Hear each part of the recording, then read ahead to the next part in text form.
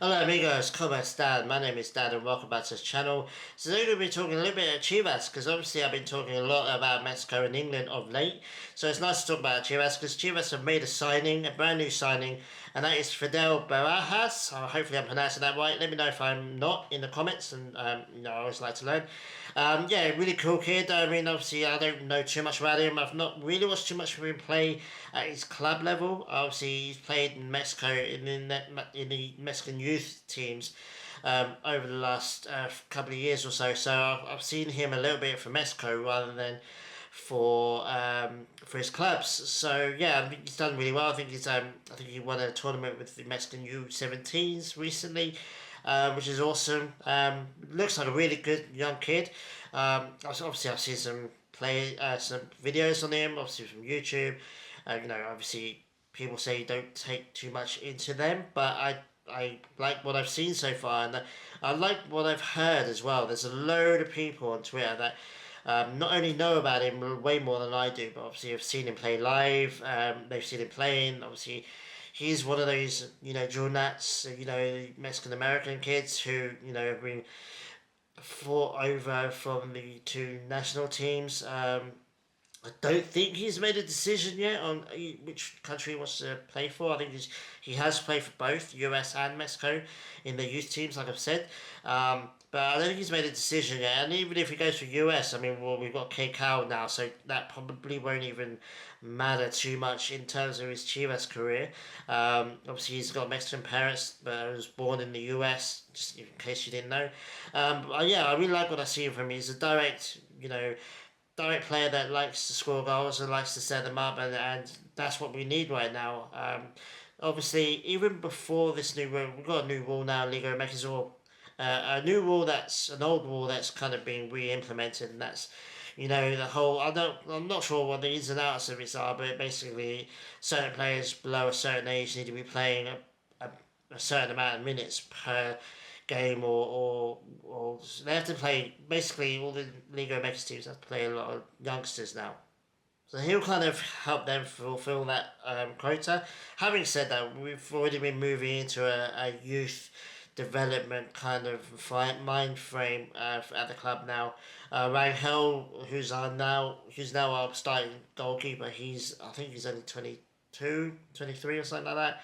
He's very, very young. And not as young as 18, obviously, but we've got a lot. Mateo Chavez as well. Armando Gonzalez, who looks like he's going to be given a first team opportunity this season.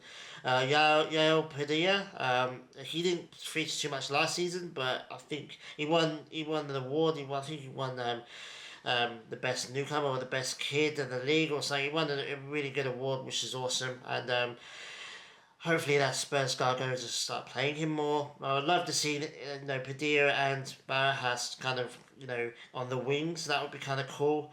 Don't know what it means for Piojo or K Cowell. I feel like they're going to be staying and they're probably going to be the main players. Cal needs to still step up, but yeah, we've got lots of youngsters in the team. I'm forgetting loads because I've not really been in Chivas mode for a while, but we've got loads of youth players, and obviously with Chiquete maybe possibly going to Anderlecht. I'm not going to talk about too much about that in this video because it's not confirmed yet anyway. But if he does leave, then we've got loads. We've got about 4 players in the youth team that could make the step up and take his place, and that's what Chivas really needs to start focusing on, and we have. Albeit started under Hierro, who's now gone, but we have kind of been focused on, we suffered last season a little bit because Rangel had a brilliant season with Chivas, but Mateo Chavez was brought in, kind of struggled a little bit. Castillo was then took his place. I think Castillo's probably going to start left back this season, but I'd like to see Mateo get a little bit more of a chance. He did really well. He went back into the under 23s and he did really well for them. Hopefully, we keep him and we play him. Organista's gone now, but we've still got we've got a load of young players that could step up. So Barajas joins them, and I'm really excited about it. To be honest with you, I feel like it was rumored about $2 or $3 or $4 million, so it's not an insignificant amount. And I feel like that amount probably forces Gargo to start playing him in the first team. 18 years old, you could have kind of um, expected him to go to U23s or maybe Tapatio, and that's still a possibility. But I feel like with the money they spent, I think he's going to be featuring the first team. I don't think he'll start for a while. I think he'll be on the bench for the start of the season, and then obviously given the chance to see how he does. And that's a good move. It's a brilliant move, actually. It really kind of cements now that Chivas have turned a corner in terms of the whole Mexican only um, philosophy. He's still Mexican only. He has Mexican blood flowing through his veins. His parents are Mexican. He's just happened to be born in the US, and he can play for them if he wants to. Um, it's all about blood now. Blood ties are not really so much about which national team you represent. Which I think is a step forward. I mean, Chivas had to branch out a little bit.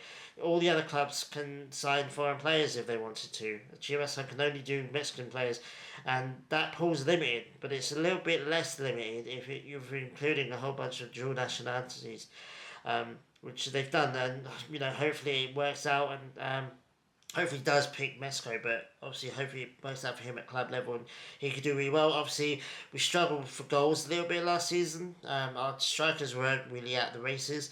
We relied a lot on our wingers, and hopefully, Pierre Alvarado, I think, was our most. I think he scored our most goals, if I'm not mistaken. Pocho's up there as well. So yeah, I mean, it's a really good signing for me. I really like the fact that he's young and he's blatantly going to be hungry. He's a Chivas fan as well, which helps. It's really cool actually. When your team signs a player who basically acknowledges that he's a Chivas fan growing up. So it's really cool, really good to see. I'm really happy about it. Is it a star? Is he a star signing? No, but I don't think Chivas are going to sign star players. Let's talk about Luis Romo, but I don't think we're going to sign a new centre midfielder. I think we've got enough midfielders. Let's talk about Cortizo. Cortizo still could be signed. Having said that, Brizuela is still at the team. Still in this team. I think he's going to take the same route as Sanchez. This will be his last season. He'll probably maybe retire at the end of this season coming. That Sanchez has already come out and said that's what he's going to do, but Kone hasn't. I feel like both those players are going to take a real step back this season and give Padilla, Barajas, and all these other youngsters chance to kind of take a dominance. So we'll have to wait and see. I'm really excited about the signing, to be honest with you. Hopefully we make more. I'm 100% way more hyped when it comes to young players, youth players, developing players, bringing them into the first team, and hopefully selling them off in Chiquete style. Hopefully, Adelex pays enough money. I think it's about $6 million, which is a decent amount for all parties. I think it's a decent amount for Chivas anyway. They'll get a really good result. And they could get more from, say, Cruz Azul, who are rumoured to be in for him. But what I'm trying to say is I want to take that approach. We tried the Galactico approach and it failed miserably. I mean, the only good player that we signed from them from that period was Vega. And, he was one of our best players, if not our best player, for a couple of years at least. And look how that ended. So you have to say that was a failure. So what's the opposite of a Galactico situation? Go the Barcelona route, and Barcelona of 20 years ago, not Barcelona now, where you make your own players. Arsene Wenger, I say it all the time. Arsene Wenger stated, you want to. I'm paraphrasing, but basically, he said you want to bring youth players into the first team because that's the whole point. One, it gives them the opportunity. They're with you for years and years in the youth system. They've earned the right to then play in the first team, but also it saves you money. If you bring a player that's essentially free, and you bring them into the first team who do really well, and then you sell them on, then that's a profit. It's good business. But you said there's an initial down point to it. You bring these inexperienced green players in, your squad's going to take a step down immediately because they're young and naive and inexperienced and probably not physically fully matured yet either. And that affects the whole squad. The whole squad takes a step down. So you take an immediate hit in the hopes that the long term you benefit from it. I'd rather do that. Chivas are not winning leagues right now anyway. So I'd much rather not win a league with Chivas and bring in 6, 7 top players who, even if they go to another league or make his club, or even if they go to Europe, we get money from them. We make the money from that. Then we can then reinvest into the team, into the club, or whatever. Um, Chivas needs to, and I'm 100% backing my own comment here, where I say a Mexico national team that has no Chivas players in it is a defective Mexican national team. A healthy Mexican national team that are doing well, doing good, lasting long term into competitions, doing brilliantly is with Chivas players or past Chivas players in. You always go back to Chicharito. Chivas gave Mexican national team its best ever striker. You can argue with that all you like, but he's scored the most goals for Mexico. That means that he's the best goal scorer Mexico's ever had, in my opinion. And it didn't take him too long to do it either. It's not like he was in the national team for 20 years and he was scoring, whatever. He didn't take him that long, and that's the point I'm trying to make. Is if we could sell Chiquete to Europe and then he ends up becoming one of Mexico's best defenders, that's what I want. That's what I want, and I feel like, when Chivas isn't doing well and the Mexican national team suffers from it. You can say that's arrogance if you want. It's just simple fact. Chivas needs to start supplying players to the national team again. And we're starting to kind of see that. Obviously, Piojo's been in and around the national team, but that was before he was in Chivas even. But you start to see it with Rangel, who's come up through our youth system. You see it with Chiquete, who both of them are on the cusp of becoming first team players for Mexico. And they should be first team Mexico players soon, in my opinion. Especially if Montez or Vasquez comes back to Mexico or goes to the MLS or goes to Saudi Arabia, I think then he deserves to be in that competition.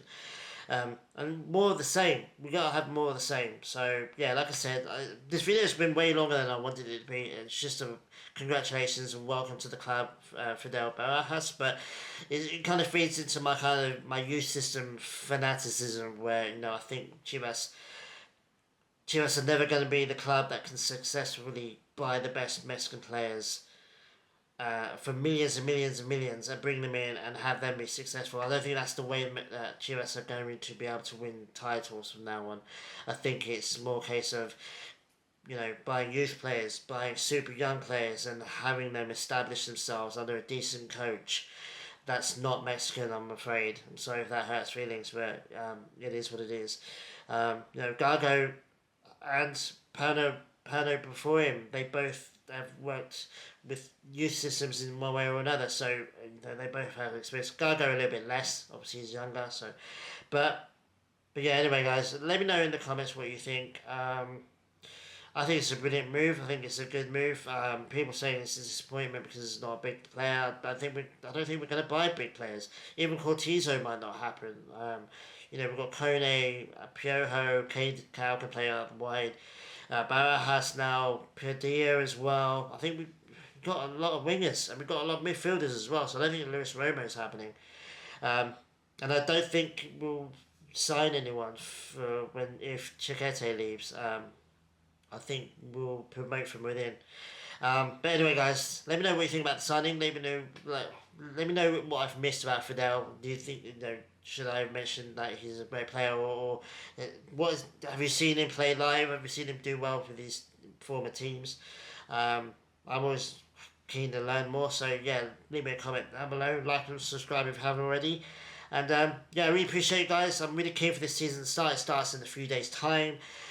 First game at Toluca, against Toluca, should I say, and that's going to be a massive game. So stay tuned for a video on that. And take it easy, guys, and I'll see you guys within a couple of days. So take it easy.